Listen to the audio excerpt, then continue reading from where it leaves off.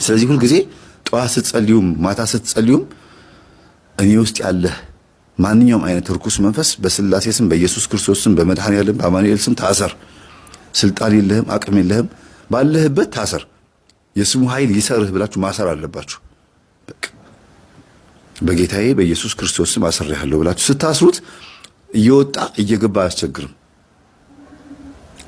እዛው ባለበት ነው የሚታሰረው ማለት ነው። አያስቸግርም ብቻ ሳይሆን አይሸውዳችሁም።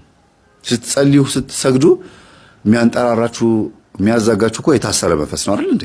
መውጣት ስላልቻለ እኮ ነው።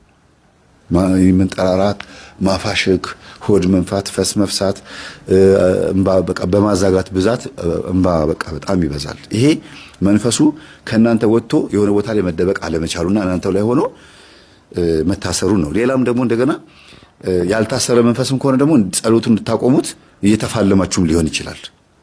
አንዳንዴ እንደዚህም ያጋጥማል። ያ ያልታሰረ መንፈስ ይኖራልና ሲፈራ በተለይ የሴት ጓደኞቻችሁ የወንድ ጓደኞቻችሁ መተት ካለ የበላችሁት መተት ካለ ልክ ጸሎት ልትበረከኩ ስትሉ ሆዳችሁ ይነፋል፣ ፈስ ይመጣል። ያ ፈስ ይፈሳም ሲባል ፈሪ ማለት አይደለ? ይደነግጣል፣ ይፈራል፣ ልባችሁ ድቡ ይላል። ጸሎቱን ቶሎ እስክጨርሱ ድረስ ያቆነጠልጣችኋል። ገጽ ቆጠራ ትጀምራላችሁ። ጭንቅ ይለዋል በቃ።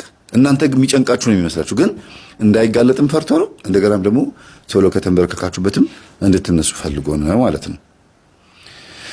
እና ተጋለጠ።